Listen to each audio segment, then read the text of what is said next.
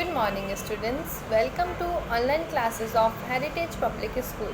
I hope you all are doing well. Okay, so please take out your book and open page number 12.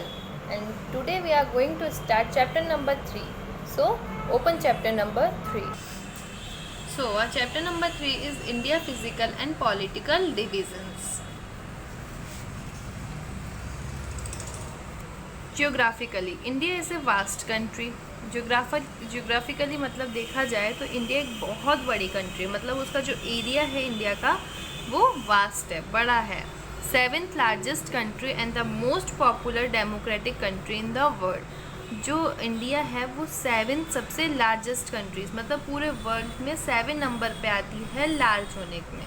मतलब India जो है पूरे world में 7th सबसे largest country है. And the most popular democratic country. India क्या है? Democratic है. यहाँ पर सबको अपने अपने राइट्स हैं, कोई भी किसी के अंडर नहीं है. तो ये एक डेमोक्रेटिक कंट्री है वर्ल्ड में. India is bounded by Indian ocean in the south. जो इंडिया है वो चारों तरफ से बाउंड है, मतलब इंडिया की कुछ बाउंड्रीज तो होंगी ना. तो साउथ में वो उसकी बाउंड्री क्या है? Ocean, Indian ocean. Arabian C in the west, bay of Bengal in the east and great Himalaya ranges in the north. Yes. India physical division. तो इंडिया को 6 फिजिकल डिवीज़न में डिवाइड किया गया है. These are northern mountains, northern plains, great Indian desert, southern plateau, coastal plains and island regions. So let's move on to the first, that is northern mountains. The northern mountain include the Himalayan and the Karakoram mountain ranges. जो northern mountain है वो include करता है Himalayan range और Karakoram mountain range को. अब range क्या होती है? माउंटेन रेंज होती है लाइक जैसे ये तो हो गया अपना एक माउंटेन, ठीक है. अब ये पूरा ना चलता जाए चलता जाए चलता जाए चलता जाए, तो इसको हम क्या कहते हैं? इसको हम कहते हैं range. Okay. The Himalayan range is the highest mountain range in the world. जो हिमालयन रेंज है वो सबसे ऊंची माउंटेन रेंज मानी जाती है. वहाँ पर बहुत सारे पीक्स हैं, बहुत सारे क्या हैं? पीक्स हैं. पीक्स किसको बोलते हैं? इसके ऊपर जो पॉइंट होता है इसको हम बोलते हैं peak. The peak of the Himalayas remain covered with snow. जो ये ऊपर के एरिया होते हैं हिमालय के, वो कैसे कवर्ड रहते हैं? हमेशा स्नो से कवर्ड रहते हैं. The Himalaya form a natural boundary between India and China. और हिमालय जो है एक बाउंड्री क्रिएट करता है between India and China. Now northern plains. The northern plain occupy a greater part of the northern India. Plains क्या होते हैं? एक तो हाई हील्स एरिया होता है, एक प्लेन्स होता है. जैसे राजस्थान प्लेन एरिया में आता है क्योंकि ये प्लेन है, ठीक है. तो नदर्न प्लेन्स जो होते हैं फ्लैट एरियाज़ को हम प्लेन्स बोलते हैं. जो नदर्न प्लेन्स होते हैं ये ऑक्यूपाई करते हैं, मतलब जो नदर्न इंडिया का ग्रेट पार्ट है वो नदर्न प्लेन से घिरा हुआ है. They lie between the Himalayas and the southern peninsula. ठीक है, ये सदर्न पेनिनसुला और हिमालय के बीच में लाई करता है. This area is also known as Gangetic plain. और इस एरिया को किस नाम से भी जाना जाता है? गैंगेटिक प्लेन के नाम से भी.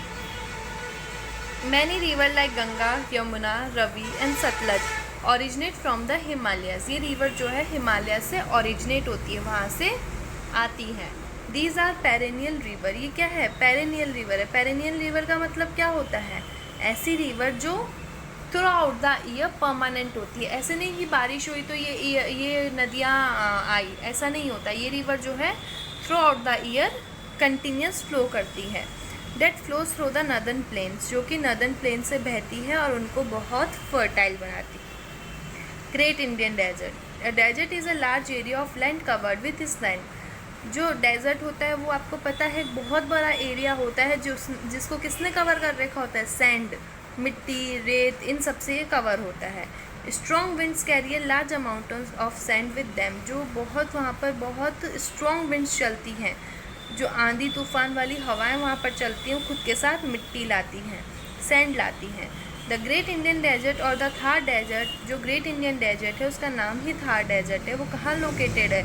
North western part of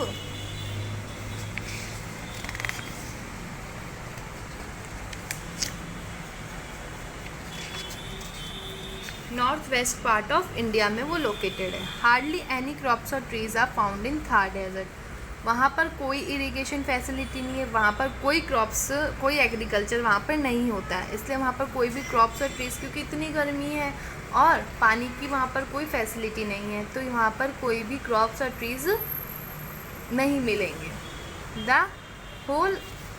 the whole of Rajasthan Sindh frontier runs through it, जो सारा राजस्थान है और सिंध फ्रंटियर है वो यहाँ से मतलब इसने ही घेरा हुआ है। Southern plateau, the land which is flat and higher than its surrounding area is called plateau.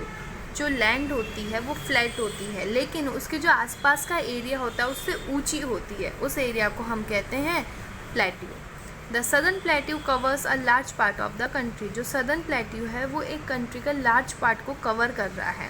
ये ट्रायंगुलर शेप में है।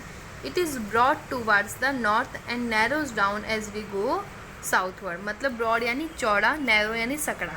ठीक है, ये क्या होता है, जब नॉर्थ से हम साउथ की तरफ मूव करते हैं तो ये यहाँ से मान लीजिए इतना है, तो ये नॉर्थ की साउथ की तरफ मूव करते करते करते करते करते करते कम हो जाता है। ठीक है। It is surrounded by Arabian C in the west, ये अरेबियन सी से घिरा हुआ है वेस्ट साइड में। Bay of Bengal in the east and Indian Ocean in the south. It covers a large part of the Indian peninsula, ये large part से cover है किसमें, किसकी लार्ज पार्ट से, इंडियन पेनिनसुला की। ठीक है।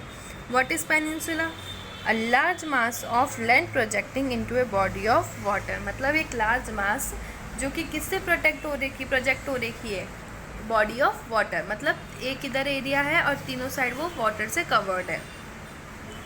Now coastal plains, India has a long coast line. On the western side of India is the western coastal plain and on the eastern side is the eastern coastal plain. ठीक है, coastal area. ठीक है, western side में India के western coastal plain है और eastern side में eastern coastal plain है। This plain stretch for about 6000 kilometre of the main land, और ये प्लेन कितने बड़े हैं, 6000 kilometres. They are separated from each other by Deccan plateau. ठीक है, जो ईस्टर्न कोस्टल प्लेन है और वेस्टर्न कोस्टल प्लेन है वो किससे सेपरेट हो रहे हैं, डिकन प्लेट्यू से। But they meet each other at Kanyakumari, लेकिन ये एक दूसरे को कहाँ मिल जाते हैं, जो वेस्टर्न कोस्टल प्लेन है और ईस्टर्न कोस्टल प्लेन है वो ऐसे तो सेपरेट हो रहे हैं डिकन प्लेट्यू से, लेकिन ये एक दूसरे को कहाँ मिलते हैं जाकर, कन्याकुमारी में। The land in this region is very fertile, जो लैंड है इस रीजन में वो बहुत ही फर्टाइल है। एंड द क्लाइमेट जो है इस रीजन का वो बहुत ना ज़्यादा गर्म होता है ना ही बहुत ज़्यादा ठंडा होता है, एक मॉडरेट क्लाइमेटिक कंडीशन यहाँ पर रहती है। Island region, an island is a piece of land surrounded by water on all side. Island ऐसी जगह होती है जो कि चारों तरफ उसका पानी होता है। They are many small island along the 2 coastal plains, यहाँ पर बहुत सारे आइलैंड्स हैं 2 कोस्टल प्लेन्स के साथ। Some of these island are a part of India, और यहाँ पर कुछ आइलैंड जो है इंडिया के भी पार्ट है, जैसे कि Andaman and Nicobar group of island, Andaman and Nicobar group of island हो गया। ठीक है, बे ऑफ बंगाल में। Another group of island is the Lakshadweep, जो दूसरे ग्रुप ऑफ आइलैंड है वो है लक्षद्वीप, जो कि अरेबियन सी में सिचुएटेड है। And it is the smallest union territory of India also.